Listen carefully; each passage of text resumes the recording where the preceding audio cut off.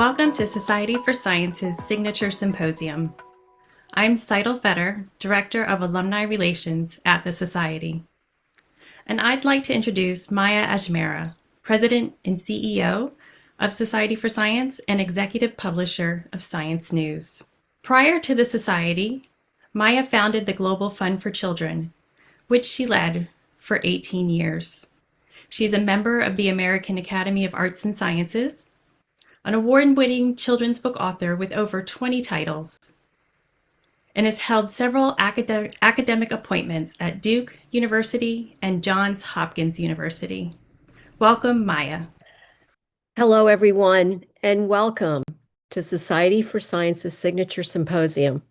I'm delighted to kick off the second event in our tech series, our inaugural session, which featured Jesse Levinson, founder of Zoox, Robotaxis, set a high bar, and I'm confident today's conversation will be just as compelling.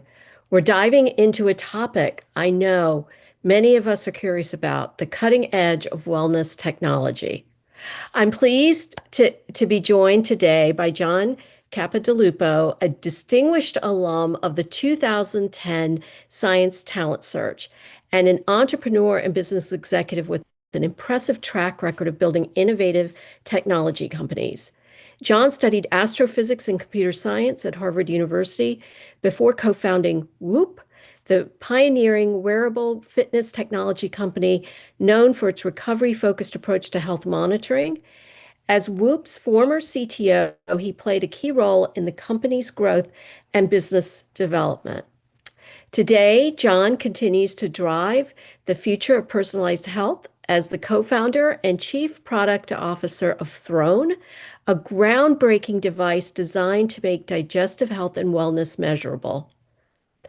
John is recognized as a serial entrepreneur and innovator in both consumer technology and healthcare fintech. During our conversation, we encourage you to submit your questions for John using the Q&A chat feature on your screen.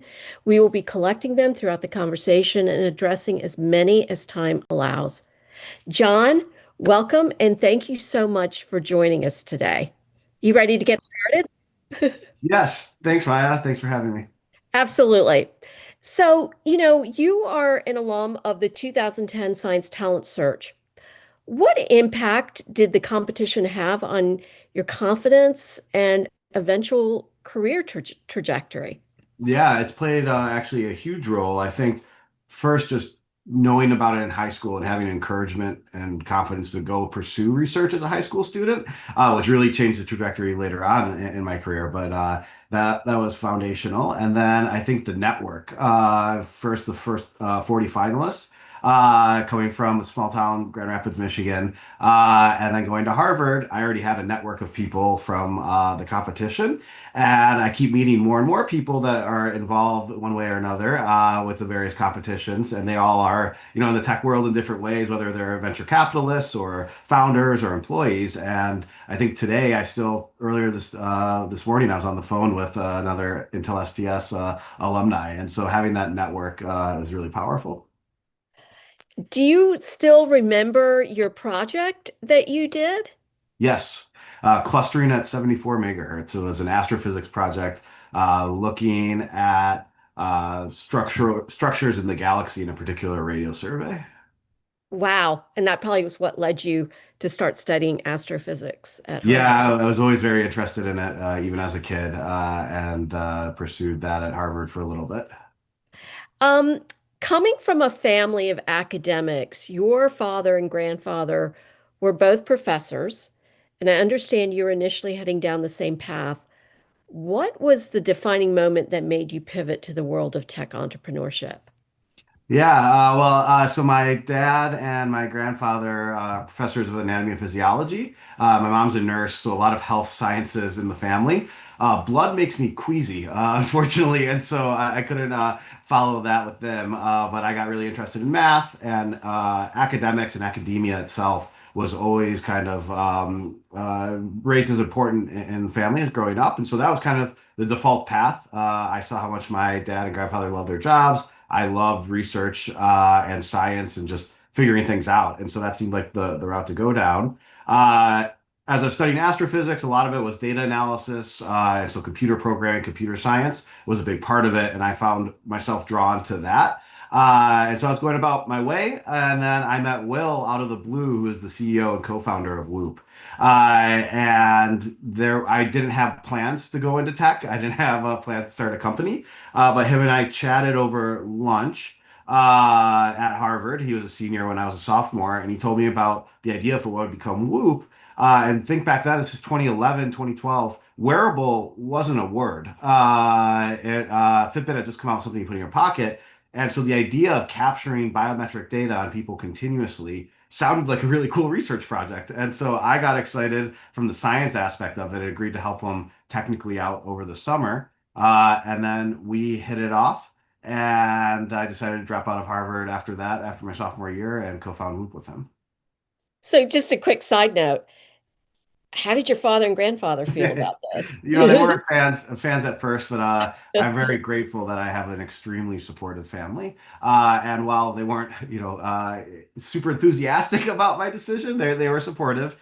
Questioned it a lot at first, but it's funny. No matter how successful Whoop became over the years, Thanksgiving or Christmas dinner conversations were still, "When are you going to go get your PhD? Do you want to go get your PhD?"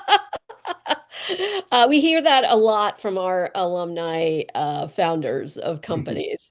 You are not the first, and not alone. For those in our audience who aren't familiar with it, how would you describe Whoop's core innovation? Yep. Whoop is a wearable technology company, so it's a wrist-worn device. And really, what we pioneered was this aspect of continuous monitoring of biometric data. Before us, there was Fitbit and a few other wearables, most that don't exist anymore, that recorded your steps or your movement. We recorded data about the body, so heart rate and aspects of heart rate variability, and stuff like that, continuously, and getting every single beat that your heart does throughout the day. And so that was really the core innovation. And then looking at that data, at first wearables were just used for your activity. But Whoop looked at it in a different way. How did you sleep? How ready is your body to take on activity? And so this aspect of recovery and sleep science was really pioneered and popularized by Whoop. And how did that technology over time, how has that changed, right? That was what you started with.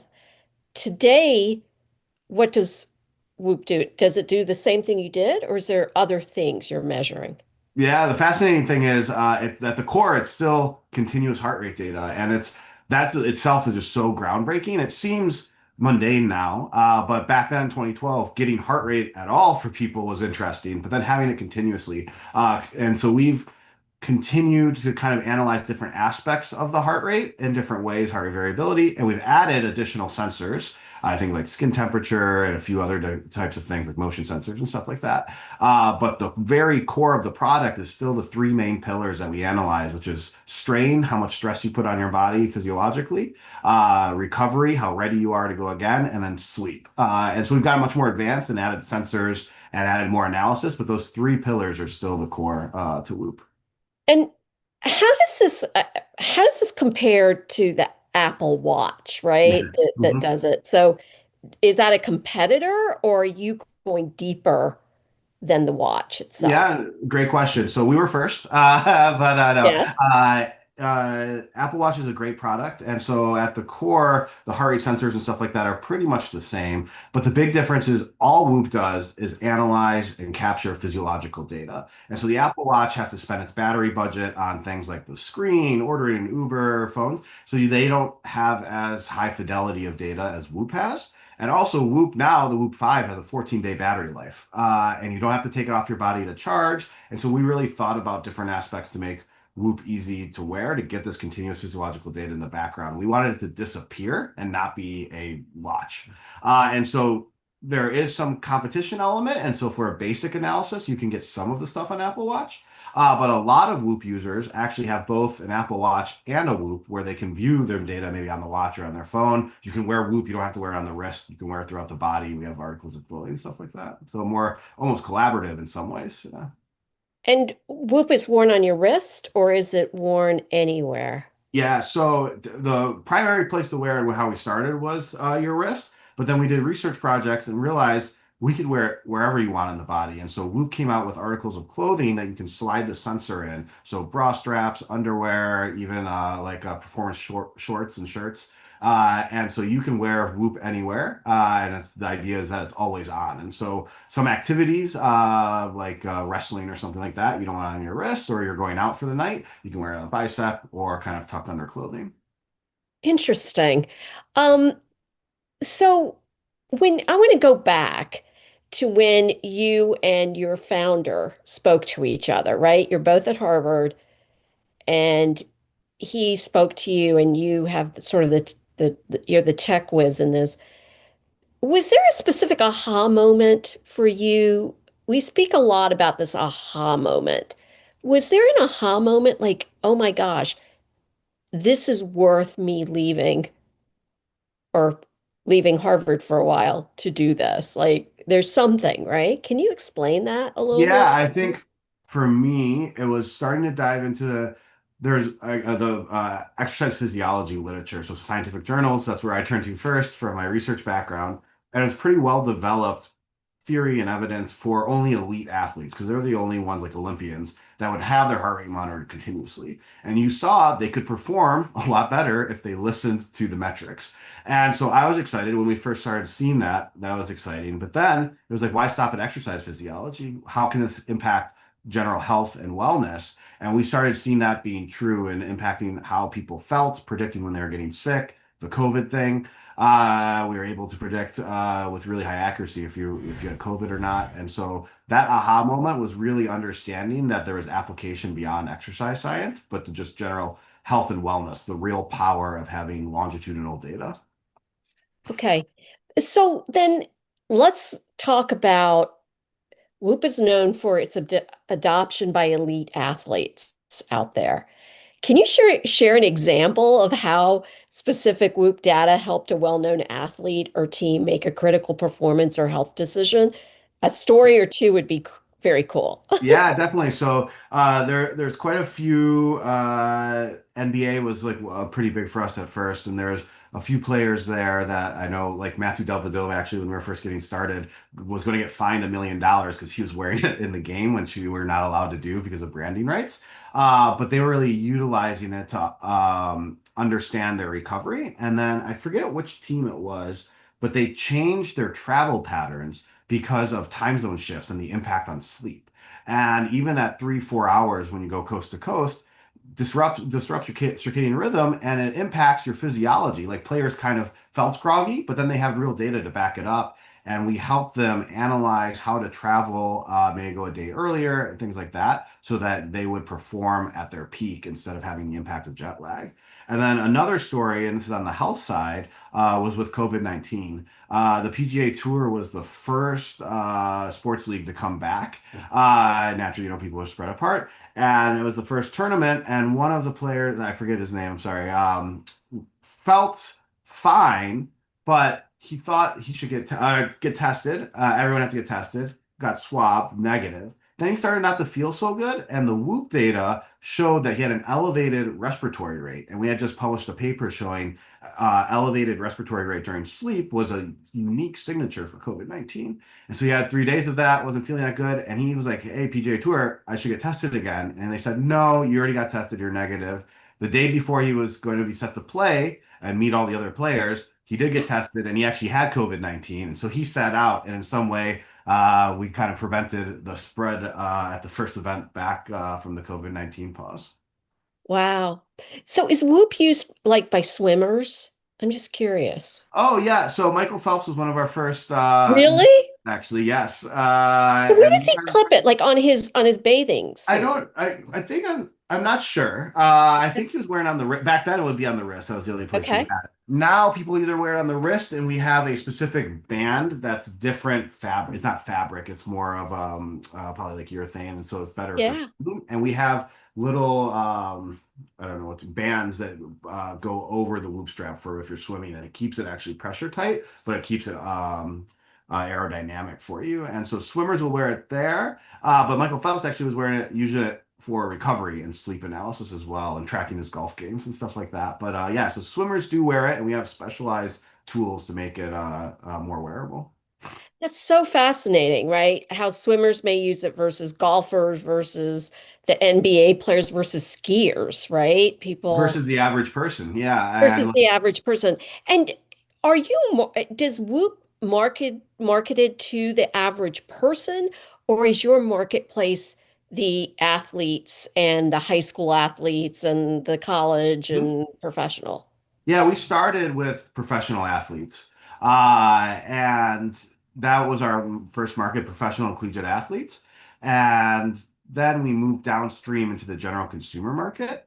But we kept this brand image with us that, hey, Whoop is for super elite athletes. It's an aspirational brand. It's not a Fitbit that maybe someone's using to lose a couple of pounds. It's for people that really care and really want to perform and get that edge. And so that's been our kind of brand identity for a long time. And today, we still do sell to professional and collegiate athletes, but that's not the main market. It's really the general consumer. Yeah, but Okay, with so kind of it's the the Nike general brand. jogger, right? Yeah, It's like me, like who takes a run or does daily walking. It could be yeah, helpful.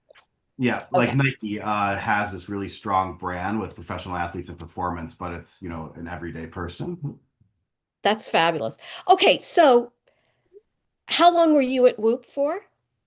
I was at Whoop for 10 years. So Okay, from when I was 20 years old to 30, and I left in April of 22.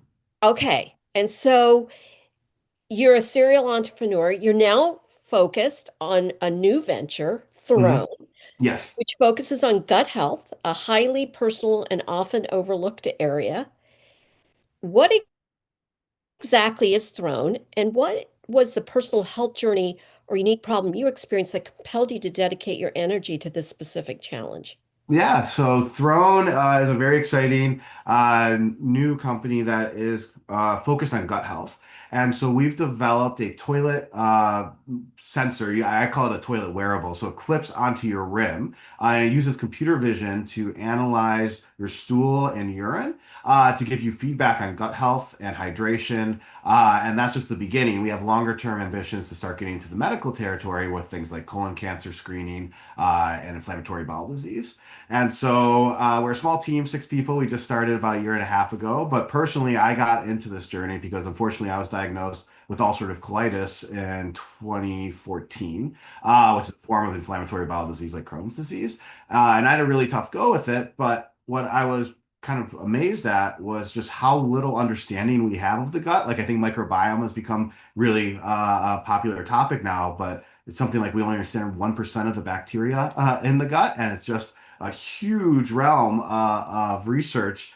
And I was like taking these drugs and are they going to work? I was in pain. And they're like, we don't know. You have to try in 6 months. We'll see if it works. And if not, we'll switch. And that just got my head thinking with Whoop and the power we had from the longitudinal data set at home. I was like, man, if we could analyze stool and urine every day and get that same longitudinal data, we could really transform our understanding and help manage these diseases better. And so that was my kind of personal entry into Throne. Um, so do you have can you show what Throne looks like? Yeah, I have one Have that? right here.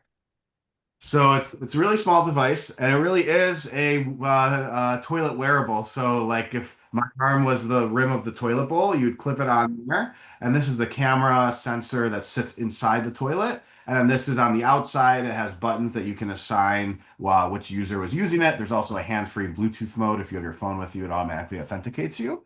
So it's a really small sensor. It uses computer vision and a few other things to analyze stool frequency and consistency. And how does the technology work to distinguish between different substances in a sample? Um, I think of, urine, for example, right? Are you taking photographs based and making sort of a longitudinal study based on the color of your urine, and that's going to determine whether you're hydrated or not hydrated enough? Am I on the right track? Yeah, yeah, exactly. So it's pretty straightforward, like you said. It's yeah, taking pictures, frames of these things, putting them together, and looking at the difference in color. A little bit of spectroscopy is on the roadmap, but right now it's mainly based on color. And then for stool side, we don't really analyze the stool itself for different substances or things in there yet today.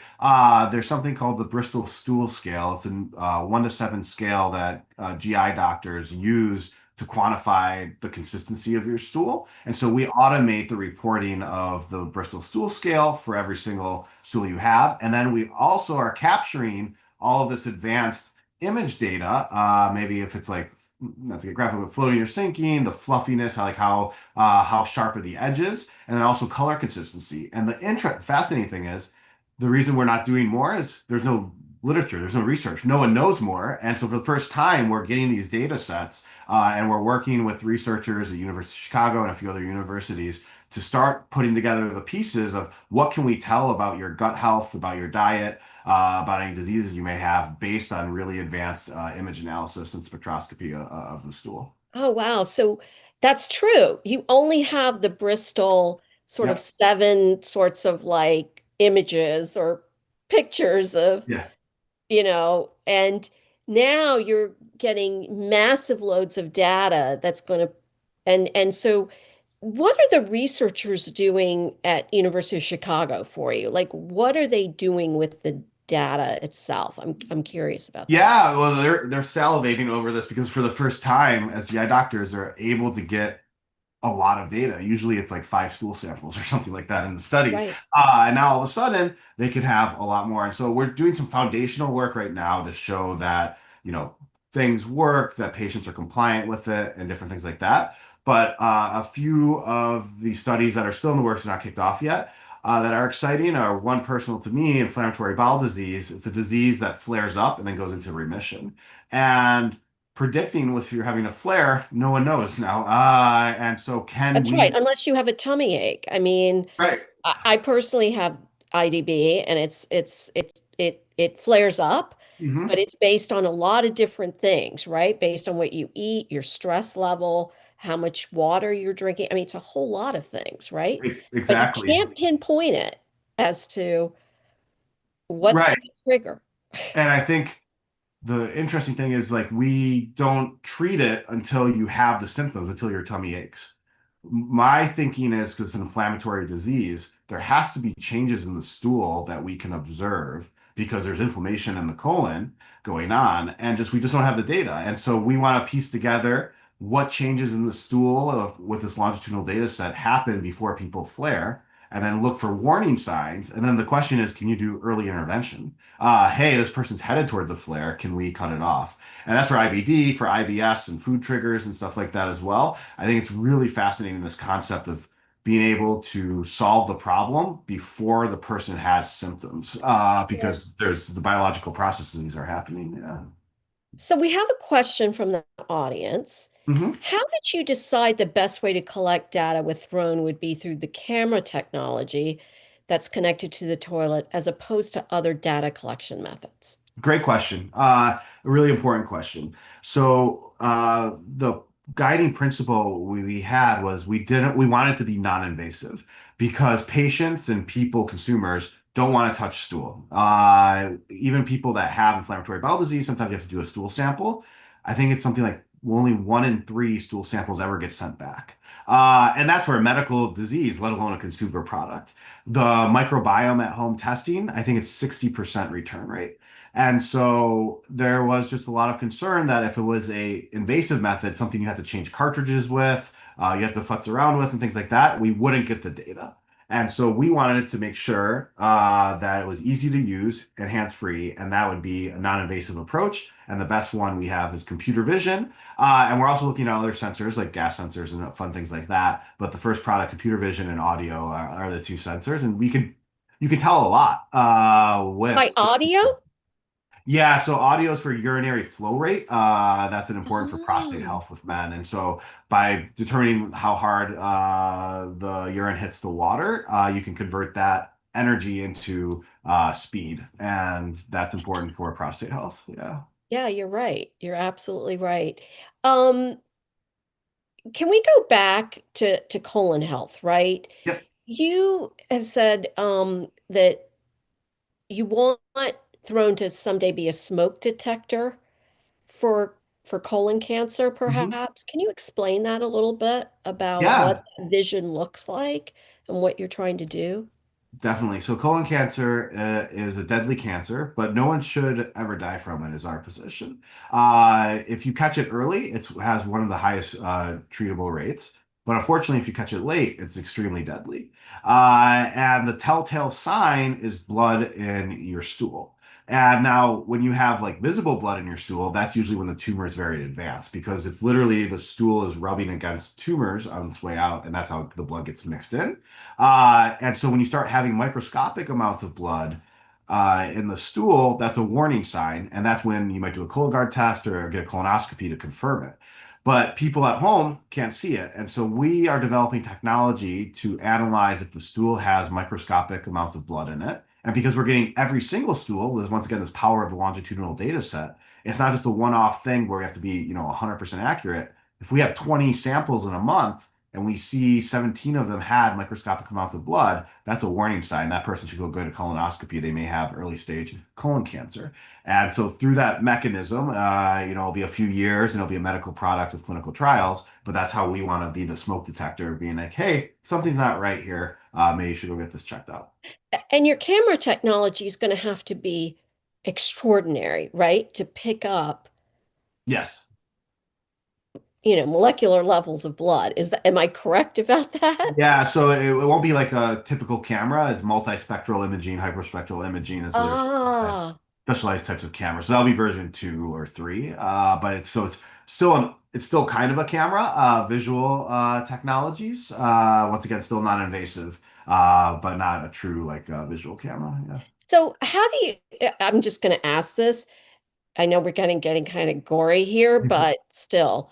Um, if you're going to make this, someday in 2.0, or 3.0, it detects colon, how do you determine in that work in the photography or how you're doing the digital imaging that it's good blood versus bad blood? Do you know what I mean? Yep. Cancer blood versus hemorrhoids.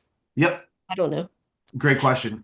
So one, this is super early, so I'm just kind of brainstorming product ideas here. But I think once again, going back, it's the power of the longitudinal data set. If you have hemorrhoids, you will have blood maybe for a week. But if we see it consistently for a month, that's not a good sign. That has to be coming from inside the colon. And there probably are different types of things. So visually, if it's streaking on the outside of the stool versus mixed inside of it. So there's a lot of different things, but I think the answer will be really the power is coming from the longitudinal data set of, hey, it's not just a one-off test.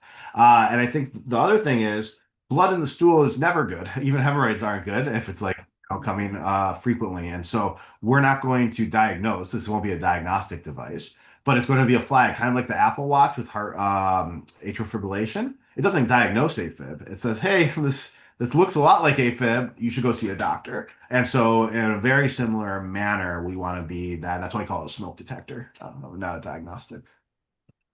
Um, so monitoring health via toilet is deeply intimate. How do you and the team at Throne approach the inherent privacy and security concerns of this technology? And what specific architectural or business decisions have you made to earn the public's trust? Yep. So great question, and it's very similar to Whoop actually. Whoop was the first wearable, I think, to really take a strong stance on privacy and data ownership, and we made it a kind of a first-class citizen. So with privacy by design at Throne and at Whoop, and the core principles are the end user owns their own data, so they can ask to delete it and things like that. We will never sell the data for profit. We don't sell the data sets. We only use the data internally when it's been de-identified and anonymized in aggregate to make our algorithms better. And then I think we'll have people opt in to these exciting research studies that we were just talking about because it is a really powerful data set. And so, one, there's just foundational technological things that you can do to build privacy by design, encryption, and following best practices. And then internally, having policies of who has access to what data, making sure everything's audited.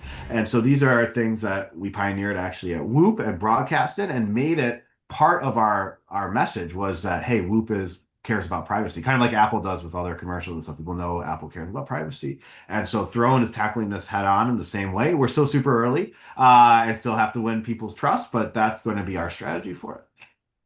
So I have a question here. Is Throne only used by medical professionals for their patients, or can anyone buy it?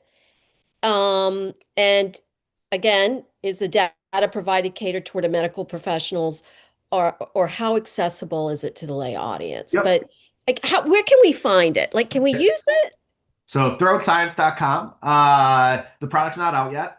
We're in pre-order phase right now, and we'll start shipping in February. What? We have 60 beta users using it right now, and they're having a great time. It's not a medical device. Version 1 is used for general wellness purpose. Gut health score and hydration score and all these things are for general wellness.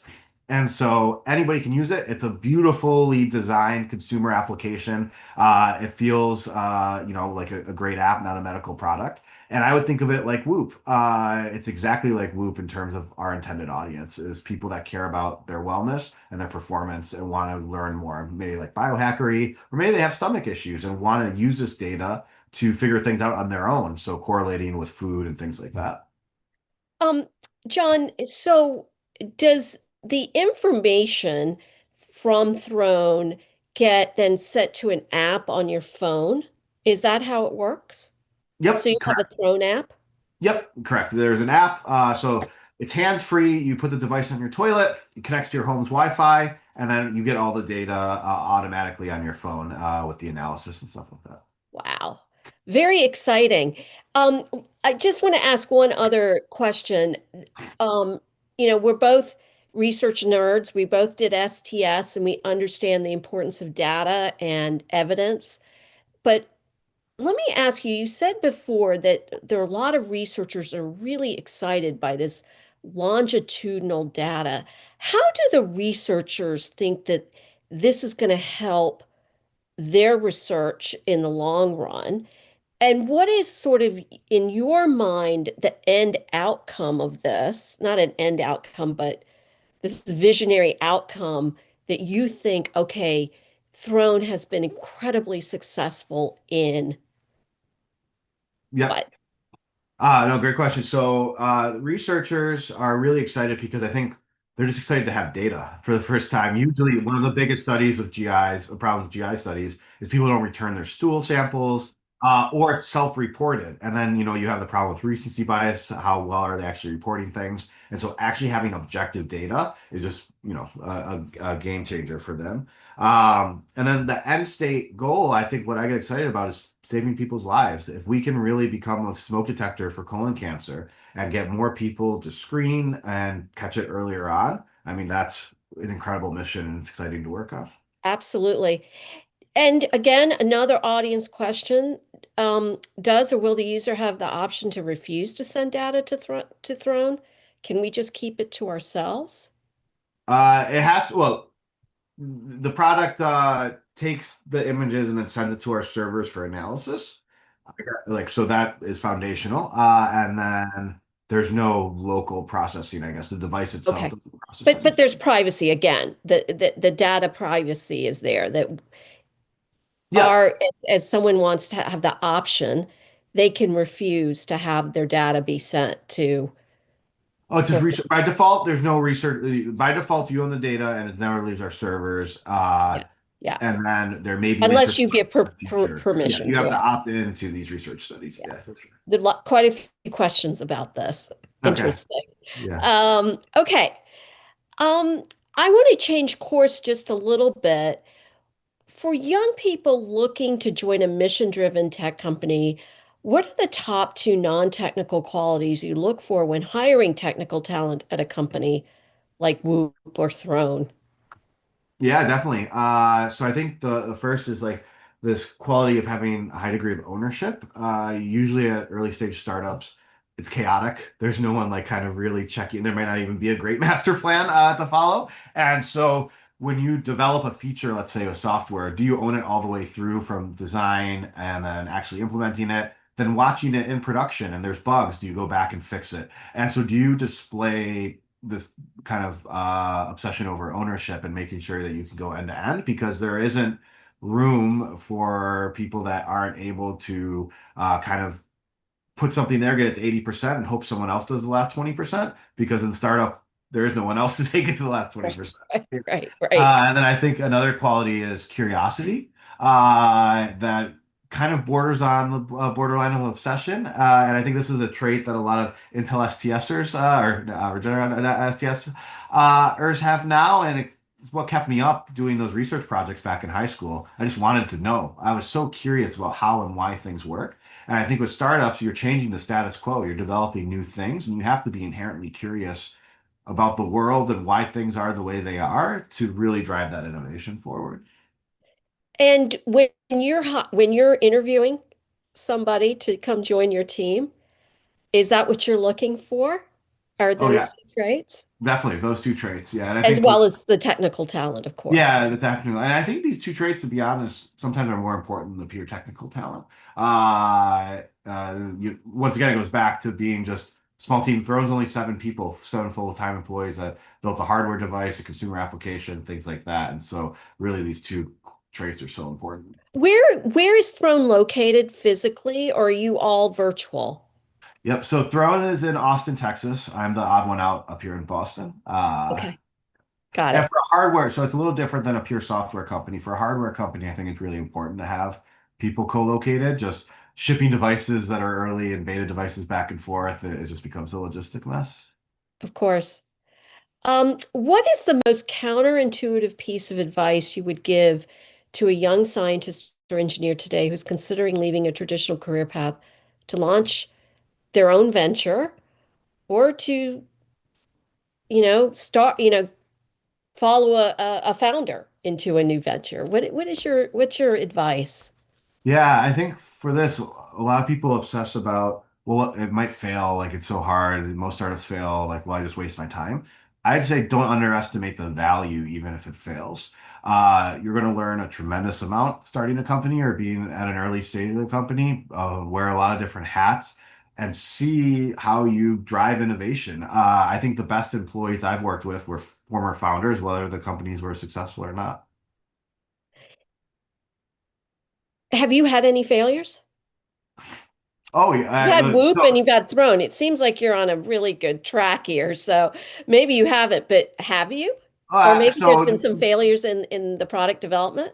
definitely huge failures in the product development. I mean, Whoop now I think can say it's a success. It's a very large company, but it's 14 or 13 years old, and it wasn't an overnight success. The first 4 or 5 years, we almost failed as a company many times, and I think both there's micro failures and then also bad decisions in hiring, and so lots of failure, and you learn from it and you keep moving on. And let me ask you one other quick question about failure, because you learn a lot about yourself.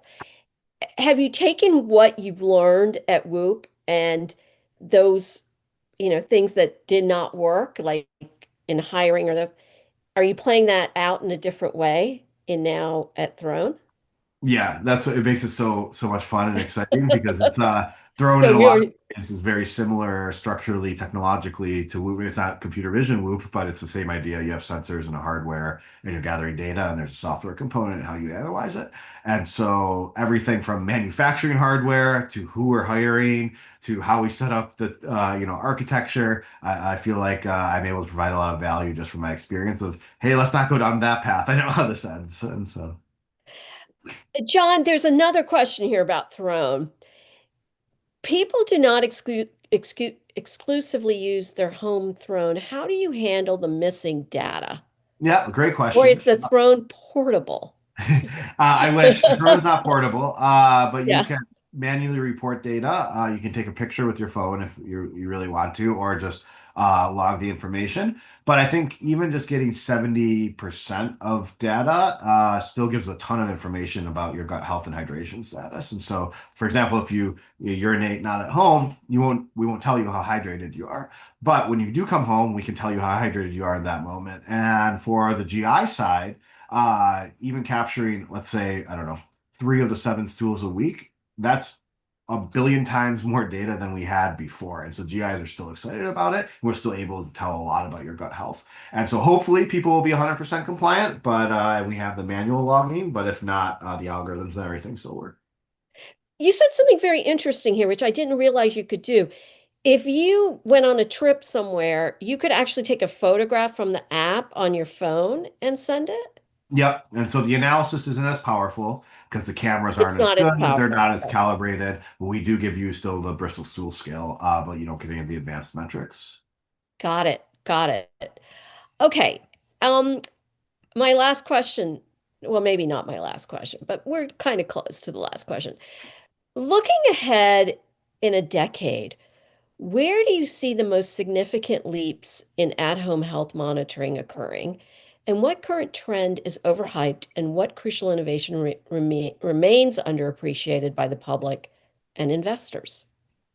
I think the big trend in 10 years that I'm excited for is like no more surprises, diagnoses, how treatment's going. And so just a plethora of technology and processes that allow everybody to be healthier and be more successful in their health journeys. And I think it really just boils down to no more surprises. Today, I think medicine is kind of, oh no, I have something. Where did that come from? Why is this happening? Is my treatment working?